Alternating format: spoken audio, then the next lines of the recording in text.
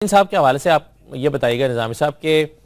कुछ नाराज भी हैं वो पार्टी से या अपनी सर्विसेज को वैसे ही ऑफर करते रहेंगे, उनका जहाज इमरान खान साहब को लेकर हवा में फराटे भरता रहेगा? यार ये मेरा ख्याल है, मैं ज़रा आपने अच्छा चढ़ाइए, ये एक्चुअली जो है ना कि जहांगीर तरीन साहब ATM है उनकी और जहाज़ है और ये और वो है। जहांगीर तरीन साहब जैसे शफकत महमूद साहब ने बिल्कुल दुरुस्त फरमाया, वो पार्टी की ब्रेन बैंड इमरान खान की तो इतनी वो इस मामले में नवाज शरीफ के भाई है, ज़्यादा डिटेल में नहीं जाते। ये सारी ऑर्गेनाइजेशन, ये लोगों को शामिल करना, ये मेहनत, ये सब जहांगीर तरीन का काम था और ये इसी वजह से उनका स्टाइल थोड़ा सा ज़रा एब्रेसिव था, जिसकी वजह से उनकी पार्टी के बहुत सारे लोग उनसे नाराज़ थे।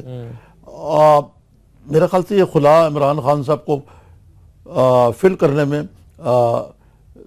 थोड़ी सी दिक्कत होगी, उतनी दिक्कत नहीं जितना इसहाक डार साहब का खुला पुर करने में शायद पापा नवासी को प्रॉब्लम हो रहा है।